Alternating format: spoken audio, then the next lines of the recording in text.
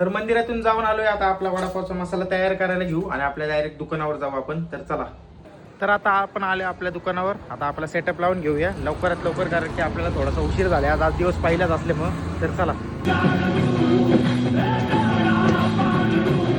दिखाने का मौका जब भी किस्मत देती है, किनके तैयारी के दिन तुझको. तर दुकानावर डायरेक्ट घरी आलो परत, कारण आता आपल्याला करायची पनीरची स्टफिंग. त्यासाठी आपला कांदा आपण चॉपिंग करून घेतलाय.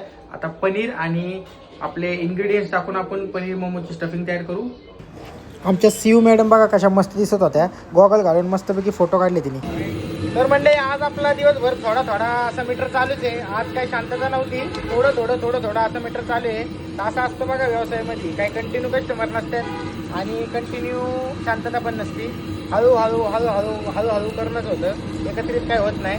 आणि दुसऱ्या बाजूला एक विषय असा आहे की आमचे हार्सल सेट बनवतात ते पायरी. तर आपला बाजार मंगळवारचा एक नंबर भरलेला आहे आणि आपण चहा देऊन आलेलो आहे आणि मोबाईल घेऊन गेलो नव्हतो मी चहा द्यायला, त्याच्यामुळे मी आता व्हिडिओ काढतोय. तर अशा पद्धतीने आपल्या डुडगावमध्ये मंगळवारी आणि शुक्रवारी बाजार भरत असतो. तर तुम्ही सुद्धा याकडे नक्की व्हिजिट करा. आपला चहा देऊन आल्यामुळे आपला चहा तर संपलेला आहे, त्याच्यामुळे आपण परत चहा काढायला घेतलेला आहे. आता आपला रुटीन आता चालू झालेला आहे.